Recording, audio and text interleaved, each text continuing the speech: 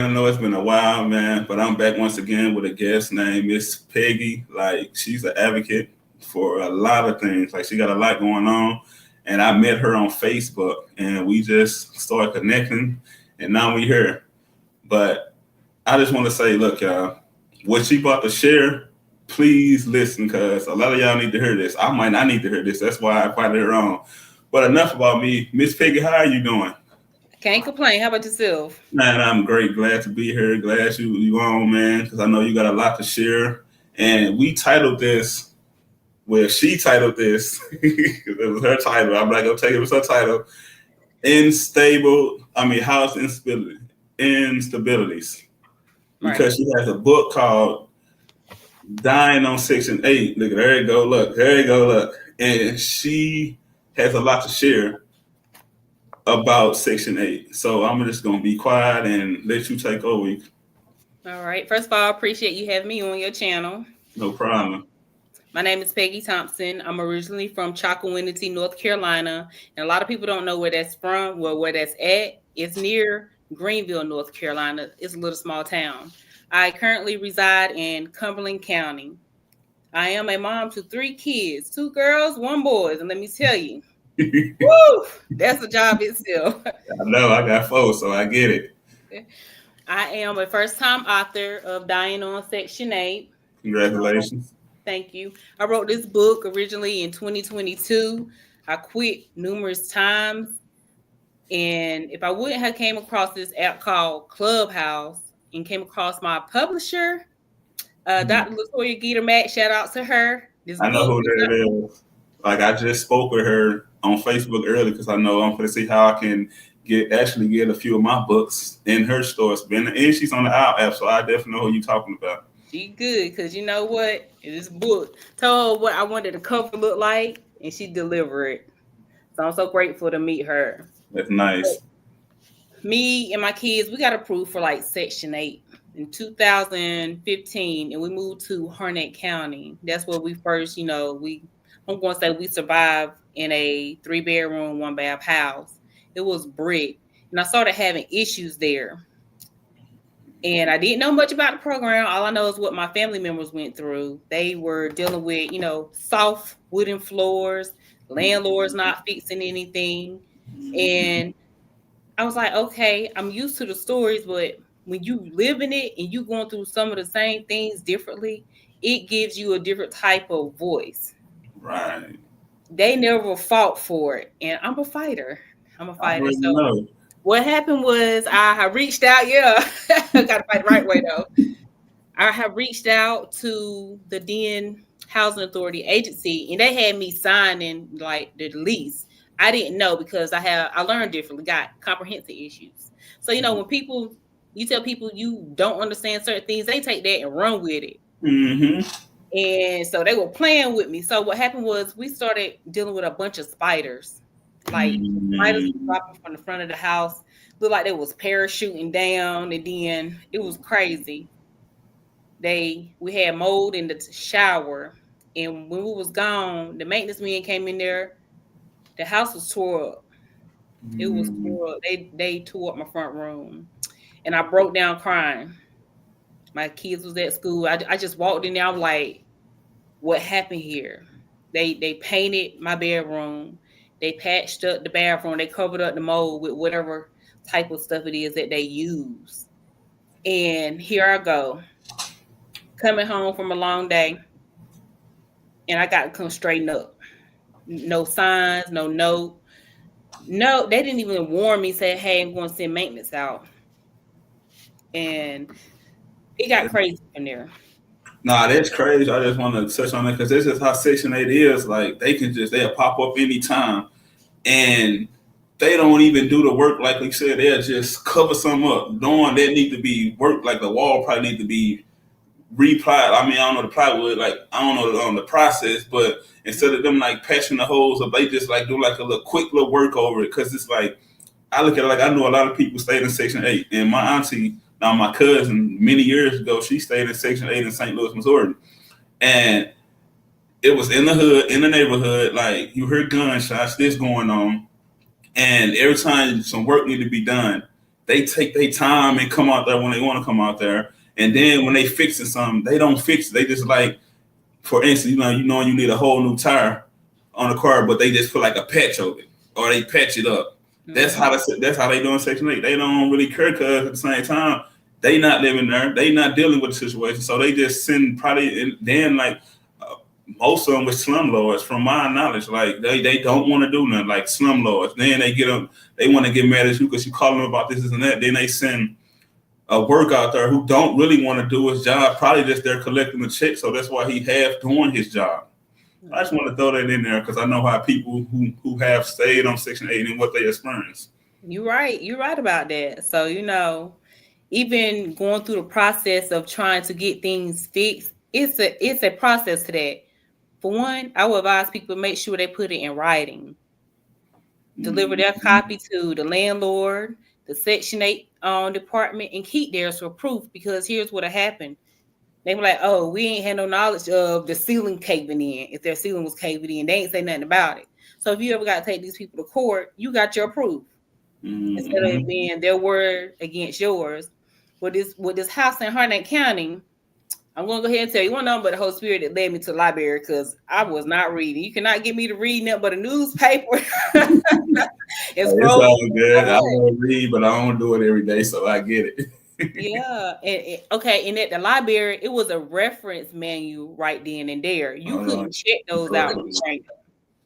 So I went to the library and I looked up the minimum housing code, because every city, every state got different like codes. And I was led and guided like how to notate everything, what code violation this is, with the walls, with the mold. And when I got everything together, I went to the building inspector in Harnett County, and they came out. They made an appointment. They came out, and lo and behold, they found some discrepancies. They sent a letter to the Section 8 department. They sent a letter to my then landlord, and the landlord, they gave me opportunity to move. But the other houses were in worse conditions than the one that we were in. I was like, nah, it was on the rough side of town.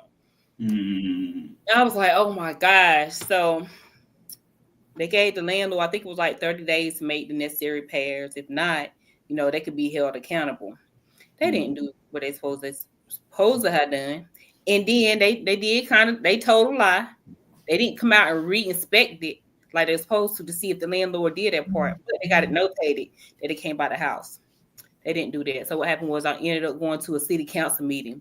And during that time, I had a 1994 Plymouth Grand Voyager van, up and down. Tire had a flat tire, then it wouldn't start. So that was like a moment like, I'm stuck here. It started raining. The people didn't give me the date that I was supposed to show up to, speak my opinion, share my concerns. But someone was like, walk there. I'm like, walk there. But, you got to be obedient when you feel that nudge. So I got my kids up to the umbrella, and we walked down to the city council meeting. It was maybe about 2 miles to walk. And I get there, they looked at me, they shook my hand. They were shocked to see me. I was shocked too, because I was like, man, I ain't got time for this. And I had a Ziploc with the 2 spiders in it as proof.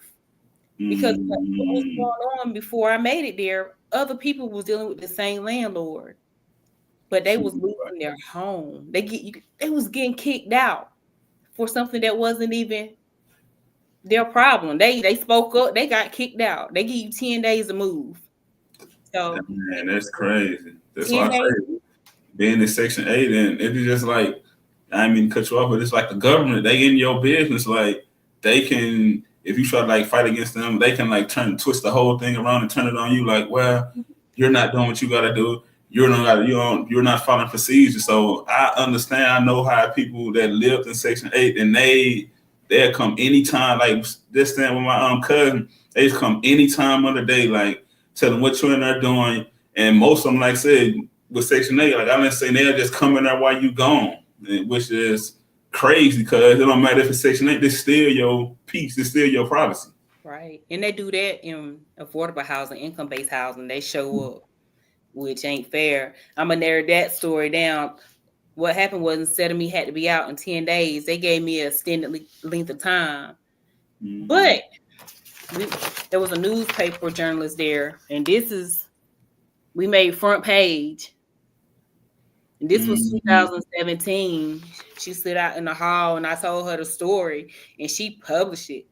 I was like, wow, I didn't even know it was published. Somebody Right. called my phone one day and told me. They was like, oh, so you think you big and just said in 30 on the front page? I'm like, what are you talking about? Then next thing you know, other people started speaking up. A woman around the corner, she spoke up. And I came home. They had a red note on the door. Wow. Couldn't go in. If I go in, I get charged with a misdemeanor. Hold on, before you go, let me just say shout out to Miss Sarah. Thank you so much for tuning in. Sarah, obviously, she's good energy, man. Just say whoever, Alicia WS, shout out to y'all for tuning in, man, because I know Miss Peggy's story is powerful. That's why I wanted to hear it. That's why I'm just quiet. But nah, that's how you can go ahead. I appreciate them joining in. That's the support system right there. Telling you. So here we are, about to don't know where we want to go. Went in the house anyways. Went in there anyways. I was like my stuff in there. I had to go back home. So from Harnett County to Chocowinity, that's 2 hours and something. So I had to get money up for a U-Haul because remind you, I wasn't working, had so many health issues. I was waiting to get approved for disability. So I was struggling then trying to figure out where you're going to go. My family, if it wasn't for them, they helped me get a U-Haul. So Cumberland County, they didn't want me to move over here. That's why I'm currently at now. They was like, hey, we can't accept you, but we know who got to find to say so. I kept on looking over here, and then I got a call. They approved me, got my voucher transferred over from that county to this one. So with vouchers, they do absorbing or billing. And I advise the people to look that up because every county is different. That's how they go on their payment methods. In Harnett County, for instance, they can say I can find something within 1450. It don't matter if it's a 5-bedroom, I can move there, but every county is different. Another place may say, oh no, you got to stay within the skyline. So dying on Section 8 came about when we moved here in an apartment. That's when it really started. I moved in an apartment in 2019. Let me back up. 2017, we moved here to Cumberland County. We stayed on affordable housing income base, dealing with this certain landlord. They had inspections every 6 weeks, and it was stressful. It was crazy. So let me tell you, one day they did inspection like 2 weeks after I moved in. So those boxes all over the place, and the woman come, oh, she failed me for inspection. I got mad.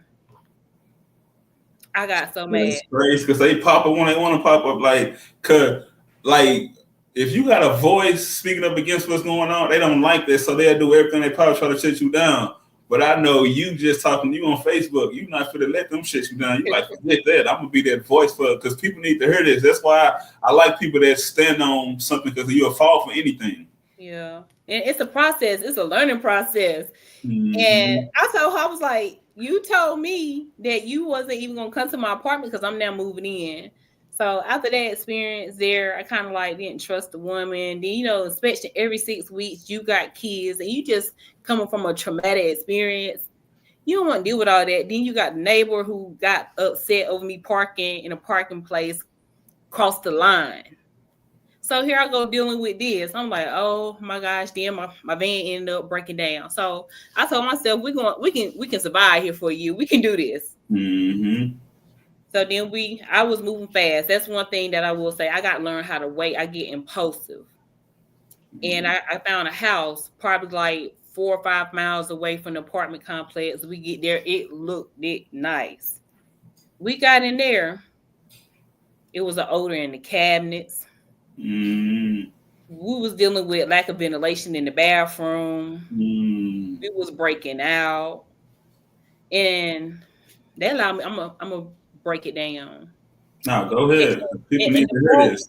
Yeah, in the book, if you get dying on Section 8, it's the one called Buckhorn Road. And this landlord was riding past the place not too long after I got in. They didn't see me, but I saw them. I was Mm-hmm. pulling my van inside the garage one day and I seen that Cadillac go by. I'm like, ain't this something? I done call these people out fixing stuff, but they riding by. Because you know, in Section 8, you can't have company longer than 14 days. Yeah, They come put you out. exactly. That's what I'm saying. Then it's crazy, like, and I didn't, like I said, I stayed with I wasn't even on a lease, so it's been times like I had to get up and leave, hide my stuff, like get up Mm-hmm. and leave, like where I'm gonna go. Like you told me like a movie, I'm sitting in my head like where I'm gonna go. So you gotta be walking around the neighborhood, make sure they don't see you. Then it's when they gone. Call it, come on back, they gone. But that gets stressful. But go ahead, No, that you're gets right. stressful. You're right, because I dealt with that when I stayed in Chalkawinity. You know, people needed a place to stay for a night or something. I was like, all right, you can stay here because that's how I am. If you needed somewhere to go, I allow you to stay. But at the same time, I said, I ain't getting kicked out. It's Right. hard. They come in here because they be looking at clothes. Whose shoes is that? And then they can ask you all these unnecessary questions. But yeah, so they sent me a letter saying, "Yo, we heard that you unhappy with our place, so we allow you to break the lease." I kept complaining, kept sending letters to the housing authority, and I know they was conversating back and forth. That's what they do. Yeah, Messy. they were conversating back and forth. So what happened was I ended up getting a U-Haul and all that other stuff. I was doing Uber then at the time. You Mm-hmm. know, I had, yes, crazy. Yes, Miss Cyril, crazy. Yeah, Section 8 is crazy. Yeah, it's crazy. My kids be like, "Mama," I was like, "Man, we're not trying to go through this because it's not ours. We live on somebody else's property. They come put us out whenever they feel like it." So when I got here at Buckhorn Road, I learned how to take pictures because they ended up charging me and keep my security deposit when I moved out. Yeah. That's when I learned how to take pictures. Mm-hmm. I was like, they charge me for the scratch on the wooden floor when they replaced the refrigerator. Oh, that's another thing. The refrigerator kept freezing my food. So, you know, we get EBC.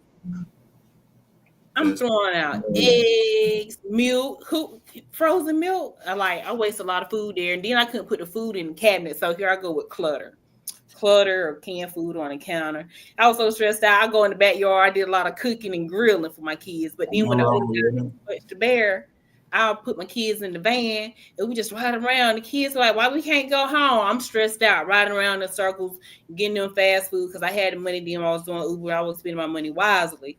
Then I picked up a part-time job working in the cafeteria in the school. Mm-hmm. And while we get off work, sometimes I come home and find people working on the HVAC system. They ain't tell me nobody was coming. I'm getting off work. I got 30 minutes to get myself together before the kids get here. You in the lunchroom working from like 7:30 up to 1:30, 2 o'clock. Mm-hmm. Quick shower. You want to come home in peace, but you can't. No call, no nothing. Then they try to play me. I was upset. They told me I had to be home for the people to come to install the refrigerator. So I'm working through a temporary agency and I'm calling like, "Hey, I can't come to work. It's not an emergency." But you know what? That's another thing. You don't really have to be home unless they have it in their lease. But I end up missing days of work, end up getting sick. The heat wasn't working.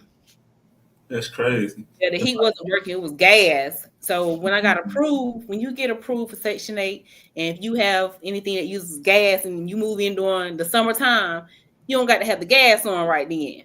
mm, But when it got cold, I saw some issues that was prone to happen, and I addressed them. They didn't address it when I first told them about it. They delayed it. So when I went to all these agencies getting help for the deposit for the Piedmont Natural Gas, here we go. Can't use the heat. Wasn't blowing out. it's Then a fire crazy. started when the man was working on the unit outside. And if I wasn't outside, we would have been in there blown up. They don't care. Like Yeah. these people on Section 8, they don't care. That's why. And another thing I learned, like, which is crazy, like Miss Sarah said, they pop up anytime because they want to catch you doing something so they can have a reason. Oh, well, you was doing this. It's not part of the guidelines. They one thing about Section 8, they want every little reason to try to put you out. That's why they come when they want to come. Mm-hmm. Yeah, it's crazy. Make sure you report change in income. I make sure I do that because I don't want them to come put me out because they use the PIV system. Oh, you ain't report such such, bam, here you go. I'm like, oh my gosh, here we go with the craziness. And then another thing that I don't like since I've been on the program, they change They changed my caseworker so much that it was crazy, and they didn't notify me. So I'm sitting here waiting for responses, doing my part, but they're not doing theirs. But when we get to the chapter Sycamore Park, this is where we just got out of there. We stayed there for 5 years. Mm. So Sycamore Park, that's the name of the place that we was living. It's a chapter in the book. But when I moved there, I was coming from being homeless from Buckhorn. Buckhorn, I didn't find a place in time. School was about to get out. So what happened was I was traveling up and down I-95 to my hometown because Mm. it was embarrassing. You homeless? How you end up homeless? You work in the lunchroom. They don't know why I quit the job. Well, I share my story with some of the lunch ladies, and they Mm. understood it. And I Nah, I told them, get it. I was homeless before too, working a job. We spoke on it. How I was sleeping on the SUV. I was homeless. I had a job. Didn't nobody know what I was going through because I carried myself like I wasn't homeless. But going to the truck stops and have to wash up, then it's this nights I'm up, making sure nobody don't come in here. Like, so I get it. Like, then it gets so stressful. It's like, and most people get off work, they going home, so they come from bed. I'm going right home to this seat that barely went back. And I bought like I'm 6'1", so I had an SUV, but the seat didn't let all the way back, man. I'm like, it's stressful, but I got through it though. Like I don't even lie. Them nights I wanted to give up, but I got through it though. Just staying strong and like knowing like in my mind, this is not the end of me. It's something bigger and better than this. And like I ain't gonna lie, I got the help. Like when I was sleeping in my car, I was homeless. I went through Salvation Army, got the help, got a 1 bedroom apartment. But before that, I met somebody on Facebook Marketplace. Got it like my little. It was, I can say it was a studio apartment, but it was basically an old hotel that they turned into like a housing. okay. So like it's help out here, man. If you want the help, like you just gotta be the one to want the help. You gotta get up and take the steps. But I just want to share that, but keep going. I just want to say that. So all you went through, that's what really inspired you to write your book, huh? Yep. Yep. And hear other people, because once I started sharing, other people start telling me their stories. Or like you, they talk about family members. I was like, we don't hear about this too much. We hear about it like behind the scenes, but everybody paints Section 8 like, oh, they up there, they living freely, living their best life. No, you need to hear the other side of Section 8. I ain't Yeah. planning on being on Section 8 this long. I wanted to sign up Mhm. for the family self-sufficiency program, have an escrow account. Something happened with that too, where they told me that they didn't have that here. Couldn't find out they did. So that's why it's always best to go on the website, read and do your research, because that hindered me going by what Mhm. they said instead of me doing my research. But people ended up helping me because the church I was going to, I ended up telling me, I was like, man, school getting out, we ain't got nowhere to go. They are the ones who told me about the storage, moving the storage people. The man, he was like, when I called him, he said, usually I ain't free, I'm booked. I was like, oh my gosh, that was a miracle. The storage was down the street from Buckhorn Road. It started raining, and here I'm go. When you got your kids, Oh, you can't trust me. hold that go. It was so much anger, it was so much depression, it was so much madness, but you can't let loose. Right. I Crazy remember in thing. the past, and I cut you off. I was homeless with my kids in the car. Like it gets stressed because they want to do this, you want to do that. Like, but you can't really do nothing because you homeless. Then, like, it do get stressful because man. But fast forward now, I'm in a good place now. So, but yeah, I understand. That's good. And then what happened was the landlord, he came, they didn't send the person that, signed me up for this house. They sent another person. So that's another thing when you're dealing with Section 8 and you dealing with certain landlords, if they part of a property management system or whatever it is that they call themselves, you don't deal with the same people over and over again. And when he came right at 6. They told me if I would have stayed longer than 6, they was gonna bill me. So I feel like they was trying to scare me. They won if I wasn't out by the time that they told me. And I had my Uber money. I had left it in the house. I had it like, how when you get cell phones, they come in the box, right? I had Uh, my tip money over there. I was like, oh, I had to hurry up and get back before he left the house because he was doing the walkthrough. I didn't stay for the walkthrough. Everything came out besides some clothes in the closet, but they kept my rental deposit. And the church ended up, they helped us when I told certain people. They gave me gift cards for food because once I ran out of my Uber money, it's a chapter in here called Hotel to Hotel. That's when mm. I had to go up and Let me down tell you, I 95. don't mean to cut you off. Brenda Butler, who's that's Auntie Anna right there. Auntie Brenda. Yeah. Hey, Auntie Brenda. She say it's the book for Section 8 in a certain state or county.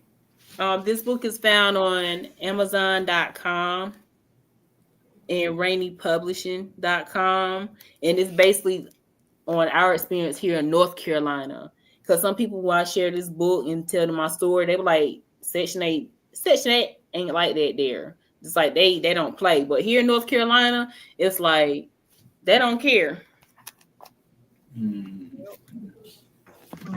Thank you, man. You keep on sharing, man. Your story powerful, man. Like I said, I couldn't. That's why I said we talking. I can relate to it. Like I never because I was always taught a man can get Section 8, but I wouldn't apply for it when I stayed in Temple, Texas. I was still on the waiting list, but I was always told we can't get it. But like I said, just me standing there with my cousin in the past, I know how it is. I know how it is, Section 8. Like, and it's be them nights like. I remember it was times where they popped up like at probably like 7:00.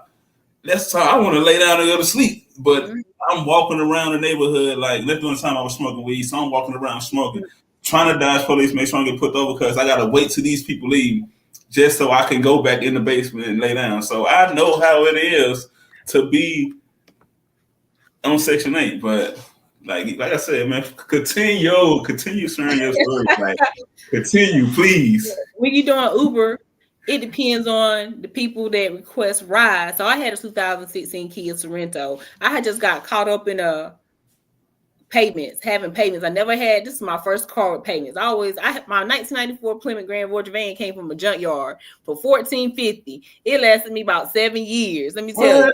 Yeah. Let me say something. Like back in the days, I had two vans. They just called me a soccer dad. Like I had a Ford, a Plymouth, and a Kia Sedona. I know about them vans. Look, so I had the automatic door to slide up and like, let's go. So you gotta do what you gotta do to get around. So can't nobody judge you just because. Look, I always say this: do not judge a book before you read it. You never know what nobody going through. Yep, that's true. Because a lot of people, let me tell you. When I was sharing the story with the lunchroom ladies, they was like, wow, I couldn't imagine you going through this. Because this was one lady, she was so rude. And I talked to the supervisor. I'm like, she really don't know what I'm going through. And that anger, that's what I still got to be delivered for some anger. I understand. Yeah. I quit. I was like, I'm gonna walk away because this woman don't know what I'm dealing with at home. And the way she treating me, I am not the one. And I just couldn't be in there. You sitting here, you a manager, you rude, and all this other stuff. You're not training me like you're supposed to, and then all this other stuff. So I walked away from that job. I miss those ladies because I shared my story with them. Yeah, they couldn't believe it. They was like, well, we wish you best of luck and stuff like that. But get back to the Uber part, that's when your phone ping. You're like, oh, I got a ride. And sometimes it's not even $10. So while the kids are in school, I was doing Uber so I can pay for the rooms. Once I can afford the rooms, here we go. We go to, it was this hotel on Cedar Creek Road. You can't look at it before you go in there. Yeah. I know. I just this many nights I stayed in the hotel like, what the? These sheets look dirty. Yeah, I get it. With some dead roaches in there, with some fiends out there. I said, oh my gosh, I was up all night. I told them go ahead and get some sleep. And I've been doing Uber all day long while these kids in school. And I'm cranky. I'm irritable. I'm snapping. Yeah, that situation make you like that. You be like, yeah, pull your hair out. And then let me tell you, we had to make do with those rooms sometimes. Like I'm telling them, OCD, man. Me too. So I get it. Then my son started acting up. His behaviors. He wanted to cut up in the hotel room. I said, look, we get kicked out of here. We ain't got nowhere to go. I need for you to chill out. So I had to come up with a bed routine in the hotel. True. Shout out to True. True by Hilton. That hotel was amazing. We got some discounts because the lady from the church that we was going to then, she helped us. So if it wasn't for her, ain't no telling where we would be in. Another hotel room that we stayed in on Scarborough Road. As soon as I get the kids tucked in for bed, after they done ate with the vouchers and everything, I see lights flashing. I guess somebody overdosed in the parking lot. I did not sleep well. So here you go. You got to get up and get the kids to school on time. And mind you not, they don't want to get up. They trying to figure out in their mind why we going through this anyway. I'm like, man, I'm explaining to them the best Mm-hmm. way that they can comprehend and take hold of it. Then I go drop them off here. I go, I try to go back to the hotel room, rest for about an hour or something. So then after that, I ran out of funds. School got out. I took a house without looking at it first. Mm-hmm. I advise people to make sure they look at a house, no matter how desperate you get. We went there. This house was on a hill. We looked through the windows. The landlord said it needed a little bit more work. So I went through the process to get help for a rental deposit. We get there. We stayed there 3 days. That's how bad that house was. Something in there was burning my face. Like they didn't spray for bugs. The house, Mm-hmm. it needs so much cleaning done to it. It was horrible for 3 days. The woman didn't want me to break the lease. But I sent her some photos like this day in the third. We're not about to stay here. So bam, here I go. Up and down 95. I'll leave my kids to my mom's house sometimes, and I go to Raleigh, wherever I could, go get a hotel, do Uber, trying to get up money for another place, and then I go back and forth up and down I-95 to do my housing search in person. But I go ahead and have me like a little list, call around certain places, and I did not want to Mm-hmm. go back to an apartment. I didn't want to, but 2019 we got approved, and right before I got approved, I took I think it was a second shift job at this place making sink faucets in in Craven County. So here I go. I'm going up and down I-95, going back to the 252 area, going to Cumberland County to do this graveyard shift, trying to make sure my kids are okay, but I'm sleeping out my mama driveway because I ain't supposed to be there. I got evicted from those apartment complex for defending me and my son. So they banned me. I wasn't supposed to be there. So I don't want her to get put out. I, I get it, like, cause I didn't have to sleep in front of people houses before. Then it's like you want to be a gone at a certain time just so the neighbor won't see you. Cause like, thank you. I ain't gonna lie, the neighbors they snitches. So I just Mhm. always make sure I'm going at a certain time. Like I just be going before the sun even come out. Cause they man that saying that we got some nosy neighbors, it is. They very nosy. But she in a good community though. That's one thing. If you get the right community, it's good. But then you got to be mindful of the ones who really be hating on you on the low because you know what I'm saying. Oh, they got it going on. So I know how it is. When I had my place, now I didn't want to lose it. But once we got approved in 2019, I was so excited. I had broke my I broke my hand. I fractured my wrist because I got upset. So I'm at my Mm, mom's house. you hit a wall or something, huh? I punched the glass out of Curio. I had so much on my mind. And I Been had there, told done somebody that. not to go in the bathroom because I wanted to take a shower. They went in there anyway. And I'm like, I lost it in front of my kids. Man, when you going through so much, Yeah. hold on, I'm gonna go back to this comment right quick from I can't say her name, Alicia. She said, "I appreciate the transparency, honesty, and vulnerability from both of you." No, that's you welcome because that's what I'm about. Like I love being vulnerable. I love sharing my story because a lot of people go through stuff and they bottle it in, and it causes them to explode like a volcano. But once you release it and talk about it, that's your healing. Yo, let me tell you. Hey, look, you already don't want to be to a place where you already done been through a whole bunch of trauma. You bring back all those memories, all that other stuff. So you know what I'm saying? The kids didn't understand. I let them stay there. They were breaking all the rules because they at grandma's house. Grandma let them do whatever they want to do. So What? That's grandma's for you, though. and That's then grandma's for you. yes, but when we got to Sycamore Park, the woman when she handed me the keys and all that stuff, as soon as we walked in, she said, it smelled like awesome. I was like, I didn't look at this apartment. I ain't care. I was tired of sleeping in the car. I slept in rest areas. I remember one night crying out the guy at the rest area coming from Wake County. I got caught up in the storm. I don't like driving in the rain. I got in a 5-car accident with somebody high school days. So I get paranoid. So I pulled over. I couldn't make it back to my kids or my mama was there, so I called and check on them. I just laid the seat back in the key. I just cried and cried and cried. And that's when I told God, I said, okay, God, even if I gotta go back to an apartment, I'll go. I don't care right now. Mm-hmm. But that apartment was supposed to be our fresh start. Got in there, started having hives. My son broke out on his back. I pulled up Mm-hmm. a piece of carpet. It had water damage. I'm here doing Uber still. I'm telling the people like I'm breaking out in this apartment. People pulling up articles like, yeah, it flooded downtown. I'm not from Cumberland County, so I Mm-hmm. wouldn't know these things. One man, he going through his photos. He's like, yeah, right here. I'm like, oh my gosh, mold. You can't always see mold. We Okay. just got out of that place this year, and they didn't even.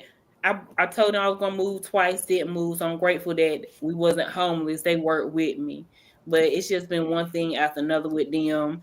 I called Raleigh and reported them, so they try to say I caused it because I didn't have the dryer vented. I was like, I just unvented the dryer last week because we supposed to be moving out. And it's like they was working against me. Then the Section 8 inspector, when she came through, I was addressing stuff to her. I asked her was she coming back. She was said she had to wait for the lady to come back from maternity leave, this, that, and the third. She ain't never come back. So yeah, mold is a silent killer. I agree. My kids, let me tell you, it got so bad in that apartment. I couldn't sleep in my room. I could not sleep in there. Mm. I was going to the ER room. I got photos right now. That the doc said, "Yo, you allergic to my leg, like swole up, turn red." I ended up being having to have EpiPens on me. That's how bad it got. Wow. I'm My sorry to hear son that. had nosebleeds. My other daughter had nosebleeds. Had outbreaks on their face, and it's just like I hope that when people go, no matter where they go, be mindful. Look for water leaks, like water leaks, bulging walls. Look for brown stains. Look inside the pantries. The pantries, I had honey buns and stuff. Cause when I had like this like shoe thing on the door when kids come home from school, cause they don't like their school lunch. Here go a snack. Grab it out of there. Each Mm-hmm. day it was like a row. Went in there to go get that organized. I'm looking at these honey buns, and why they looking? They fuzzy. They're not supposed. They got icing, but it was fuzzy. So stuff in Mm. the pantry ended up molding. That's crazy. Yeah, flowers died in the apartment. I had one set of flowers that lasted for a long time. Bread molding. That's the So then, energy. Like that's the energy. Like I tell people, like with flowers, because I'm a flower person. My wife, we like flowers. If you talk noise, speak death over a flower, it's gonna die. But if you speak life on a flower, it's gonna bloom and blossom. But like I said, everything has an energy.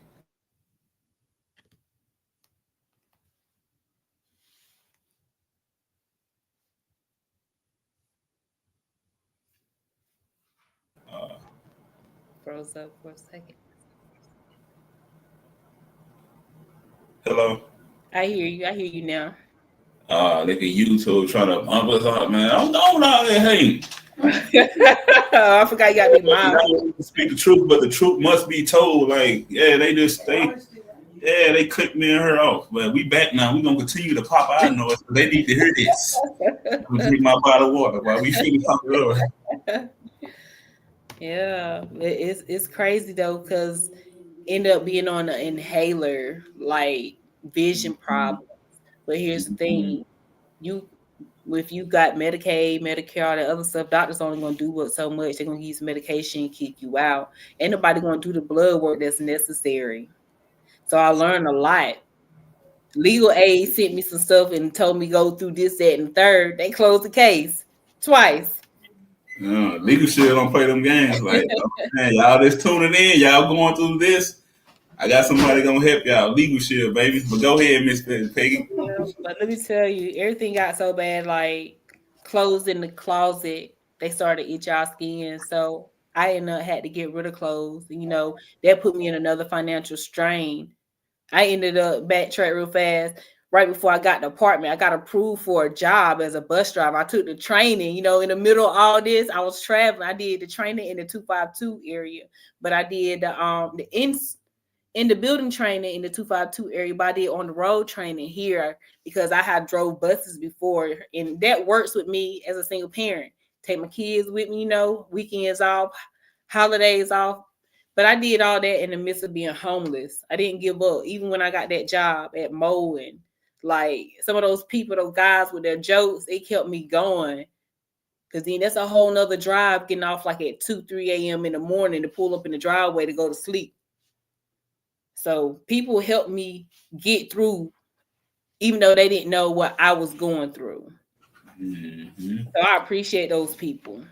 It be But like yeah, that, like when you're going through some, it's like you meet some of the coolest people who just give you that strength. Because in your mind, you're going through all this, you want to give up, but it's like certain people that like a joke or just do something to brighten you up. Like, and it's sometimes be people you don't even like I said, you don't know, and they don't know what you're going through. They might come give you a hug or say, you got this," but not knowing in your mind you really going through something. So they just like they be them angels. Like I look at it like that, to be them angels in disguise. Like, cause all the stuff I went through, it was like every time I went somewhere, I pulled up somewhere, it was always somebody right there to encourage me. And me, my situation, it was always the elders. It was always somebody that was older than me, like they understand. And they don't know what I'm going through, but they just can sense it. yeah. And those the best ones. I like being around older people. They got more wisdom. Mm-hmm. I will say that even in the midst of all this, and even though they was working against me and shifting blame at me, there was one time, because I am a SI survivor. I heard the enemy tell me plain as day, go ahead and unalive myself. Plain as day. That's how bad stuff was going. That's Mm-hmm. how bad. So when it comes to stuff like that, people don't even know the mental battles that you're dealing with. What? Yeah, they don't know. I done dealt with so much stuff in the past, like mentally wise, like I was trying to take my own life. Like, so I get it. Like, and I tried to take my own life, but I guess it wasn't my time because I'm still here. But they don't know. And I tell people, your mental, that's where it all starts. If you're not together mentally, it's going to affect everything else. Yeah. But my main thing was making sure my kids were straight. They Mm-hmm. passed. Let me tell you, my kids did good. They had good grades. When my son started cutting up, boys are going to cut up. Oh, But the yeah. school system going like, what's going on at home? That's what they Mm-hmm. love to say. What's going on at home? And when we was homeless, I said, "You better not go to school. Tell nobody." I did tell one bus driver, and then I talked to him, and he was like, "Dang, he hope everything work out. Where we going to go this, that, and third." But you can't say but so much. But they had resources that would have helped me. I did not know that. And then when you were speaking earlier, some people get a homeless something voucher, so they can look into that. They just check the Mm-hmm. website, they have their emergency homeless vouchers or something. I don't know how that works. Mm-hmm. Make sure you I put ain't in gonna the lie. right. When I am in control, when I was homeless, I used to be at all the little resources programs, like all Mm-hmm. the shelters. I didn't really do the shelters. Like I used to just go in there and take a shower and talk for a little bit and leave right back out. Cause me personally, when I was homeless, I didn't want to be on nobody else's time because I wanted to sit up and think like how I'm gonna get out of this. But I went to the Salvation Army, met me a caseworker, forgot her name, but she was cool. She helped me. Like I say, it's help out there if you want it. People just they be prideful. Oh, I'm not gonna go there. I'm not gonna get help. I'm gonna stay in this car. Yeah, you better get out this situation and get the help to you, baby. Not don't need the help. How I look at it. Yeah, you know what? When you said that, because that's one thing, pride, boy. I was calling independent because my daddy said you don't ask somebody for nothing, you work for it. But I got discouraged. Here's when pride Mm-hmm. rooted up in me again, because I ended up going to a few agencies. They kept denying me. I was walking places to get help, fill out all the paperwork, then had to go back, submit more stuff. Then they're going to tell me funding not available. That discourages people. Yeah. And another thing, like they say, after you call down and they'll be like, yeah, we got some funding available, and you go through all the paperwork, all the process. Oh yeah, we don't got the funding right now. We just used it on this and that. You got to come back some months from now or try this agent. But that, Mhm. yeah, so I understand. Yeah, that's exhausting, time consuming itself. It causes people to fall into depression too. But you know what? Fast forward to right now. You good though? I see Look, that. You good? look, thank you. Look, fast forward to right now, because right before we got here, some of those meals that I was posting on Facebook before we transitioned out of that apartment, all my dishes, I got so stressed out because I can't smell out of my nostril too good. I was stressed Mm-hmm. out. I was burning pots. I was forgetting about the food on the stove.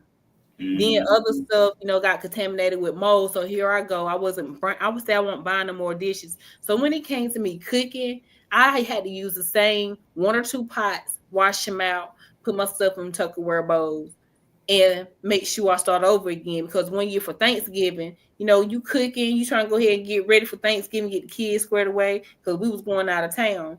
I left the meal in the oven. Everything had molded. Mm. Everything had molded. And Nah, I've been there. I understand. Like having a lot of pots there. I used to use the same spoon, like the same knife, the same fork. I get it. I'm talking. It's a point of time where I for a while I had paper plates. So like, look, I'm a thug with these paper plates. I mhm. look, gotta do what you gotta do. I I'm gonna learned. sweep on this our mattress to the the earth. Leave Why? about it here. I'm telling Look, why I'm now just finding out air mattresses sleep so good. Cause when we moved you. here, I used the rest of my savings to get here. I wish I kind of would have slowed down because we lived at this particular place in December. And what happened was I looked here in another place. I forgot how this place looked it, but I looked at the other one. I know, like, oh my gosh, we couldn't even get a bed inside there. And then it was on the good side of town. So now that I'm here, I just try to remind myself to be grateful that food not molding. We can Mhm. breathe. We ain't having rashes stuff. There's some things going on here, and I went into a freeze state. I Mhm. went to a freeze state because when we moved here, it was cold. The heat, something is wrong with the thermostat. My kids built their fort. I was Mhm. in here freezing. I'm like, here we go again. That's My crazy. kids say, I'm cold, mama, I'm cold. I'm like, I understand. I told them the issues that I found because they gave me 10 days to do an assessment. Now, there's one thing that I can't assess because I ain't got no wash and dry yet, but it's coming when it get Right. here. So, like, it's just a process. I went into this, like, oh my gosh, here I go again. So, I had to pull myself up. I said, somebody somewhere wish they had a house that they can walk into. Somebody wish they had a Mhm. roof. Somebody wish they had the space that I had. Somebody wish they can go take a bath, without a time limit. So I gotta look at all Mhm. those things of what to be great. Oh, somebody wish they can go in here and cook because I stayed in domestic violence shelters when I was younger. Yeah, I stayed in shelter too, so I get it. Mhm. You everything is a time. Then I done stayed in shelter where it's crazy. You gotta be out at about 8 o'clock in the rise. You gotta be out early and you can't come back till like about 5 or 6. And most of them they wanna go look for a job. You gotta go job search for certain like for certain hours. You think I was job searching all that time? Nope, I'm gonna look for a little bit at the 12. I'm gonna go in the park and sit down in Wooside and I'm back in there. But yeah, I know how it is sitting in the shelters. Like they want you out of there. Then some shelters you gotta call ahead of time, make sure you get a bed. Then you go down there. They say, "Oh, we don't got no bed." So man, that's another stress or another strain. You be like, when it's gonna end? But I Yeah. understand. Shelters will put you out too if you pregnant. It's close to your due date. I done went through that in 2010. Like I was on crutches, pregnant. I done had my pops put a gun on me. Like, I'm like, now these people, I was like, this is crazy. I just got evicted for defending me and my son. I was telling the system, like, yeah, this man is threatening to unalive me. And when stuff popped off, I was protecting ourselves. You know what I'm saying? But I'm Mm-hmm. just grateful how that situation was resolved too. But the shelters put you out. My son Mm-hmm. ended up turning 18 being homeless because the behaviors that he was doing and everything that I was like, nah, because I sent my son off to 2 group homes. I know us instability, moving from place to place affect your kids. Mm-hmm. My kids talk to me. No matter what, they talk to me. If they don't talk, I teach them how to write. So when he was at a group Mm-hmm. home, some issues were going on. I had to advocate. It got so bad they sent him back to me. And Wow. things got crazy. So that's a whole different story. That's a whole nother book. That's a whole nother thing that I dealt with this housing stuff. Mm-hmm. So I advise people if they have time, read down on Section 8. It's not always people paying $3 for rent, living their best life. I understand that some people out there, hair done, nails done, and they're comfortable. That's not the situation with me and my household. I had a goal, but once you keep on going through these cycles, it does something to you emotionally, Mm-hmm. mentally, spiritually. Oh Because yeah. one time I was like, I quit, God. I fell back. I went to gambling in 2019, right before I found the place. I knew I was wrong. My oldest brother checked me. You ain't supposed to be at the table. You know, back then people said, get it how you live. I Yeah, was trying to right. get my money. I was trying to get a deposit. I was like, I'm not staying here. Trust me, I know Yeah, that term. Get it how you live. Like, yeah, yeah, trust me. yeah. So people really don't know. I ask people to please don't stay in places where it's affecting your health because it may not affect you right now, but mold, if they do their research, vision, your eyes, your skin, your breathing, it affects your kids with nosebleeds.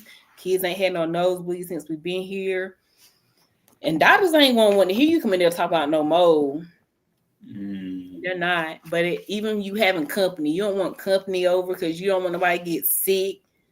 right. It's just so many things that go along with it. So that's another thing. Even for the elderly, heard the lady, she was advocating about 2 months ago. She told the people about mold in the apartment. She said the people went and swiped her information away. I said, good God Almighty. They don't care, man. They do not care in Section 8. Like, it's crazy. But like I said, Section 8 is always, look, from my knowledge, where they Section 8 is always in the hood. Like, they always put it in, like, environments that they know that's probably gang related, drug related, but that's just the system. Low income schools, low Hmm. performance schools. Low performance schools. So here Right. we go with another whole nother social economic.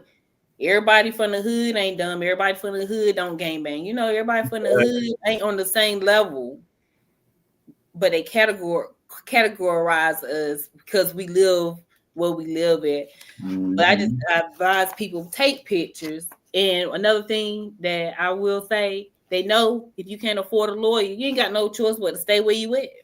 That or be homeless. So I said that's a good thing you said. Look, you can't afford no lawyer, you better get you some legal shit. Holler at me. Look. All y'all that's listening, I just want to throw this in there. Y'all going through something, y'all need a lawyer. I'm an associate with Legal Shield. We got some small monthly fees where you can get access to a lawyer 24/7 instead of paying a lawyer a high. I want to say it, a high ass fee. Excuse my English. Paying that high fee and that retainer fee. I'm with Legal Shield, and we got some good plans there. And we have lawyers that would go to work on your behalf. Go ahead, Miss Pick. I just want to throw that in there. That was the ad. That was commercial break. That's all. That's all. I'm still learning how to ask for help because sometimes I get aggravated when I ask for help. People don't, fall through on their end. So, I just advise people, especially because when you Section 8, income base, the elderly, military. I done had military riders when I was doing Uber to share with me. Those barracks had mold in them. You know what I'm saying? Some of those Mm, people, it's not just about the Section 8 people, but all those people, even people who pay flat rent, you can't find mold just by walking in. You might not smell it. It may take time. Next thing you know, you there. People have you stuck in a lease. There's certain things that you can read about and learn on how you can break a lease legitimately. I done broke many leases in the past, so But you know what? You don't want to get evicted because evictions now they follow where you go. People want 3 times Mhm. income. People now have 3 times the rent. I mean, 3 times the rent to be paying these people. Then you really want a safe place for your kids. That's my main thing. They want to have a yard. We're in an apartment complex. You really got to keep the noise down. Got their Mhm. own yard, and that's a whole nother thing. So that's why I tell the kids now we go out there, we grill. Right. We ain't gonna talk about the water issues that I dealt with. Let's say that for people read down on Section 8, just Yeah, make look, sure, y'all yeah. gotta check that work out, like, cause, like, Sarah made a comment say, y'all, it's a must read. So I'm gonna make sure me and my wife get the book and read it, cause and the book cover is what got my attention. Like they say, when you do books, it's something about the book cover that's just like that's that eye catcher. When I first seen your book, like I said, it's an Amazon on my cart. When I seen it, I was like, oh, that's dope. The caution tape, because you don't know what you're walking into. Yeah, I like. I asked Dr. Latoya, I said the door, you go in there, it's the mold, and that's the Mhm. viruses. I'm gonna share this real fast before we end. Go I ended ahead. up having a overgrown staph infection in my nose. I kept having blisters, and the doctors kept ignoring it. So when they did a culture swab, I had to be on this cream for 5 to 10 days. 5 to 10 days. That's crazy. I had to take a bath with a certain thing that I had to buy from the drugstore. So here I go. But like I said, kids, headaches.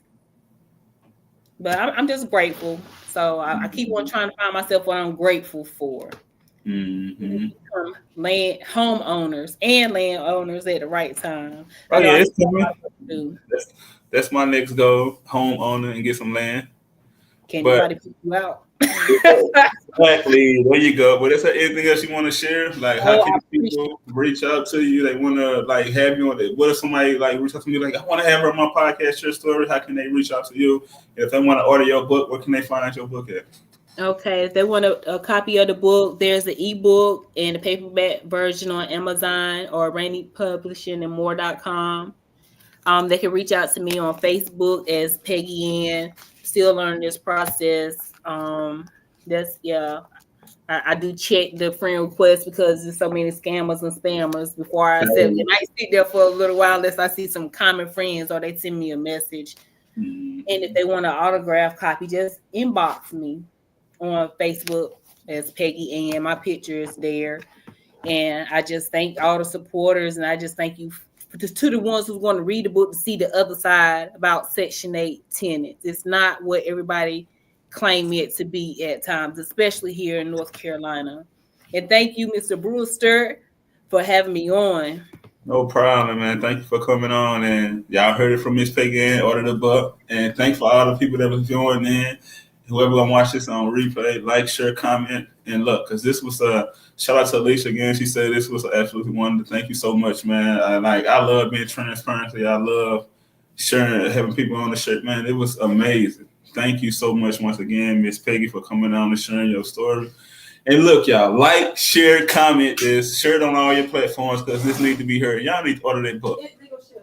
And get legal share, like my wife said. Peace and blessings, y'all. Peace.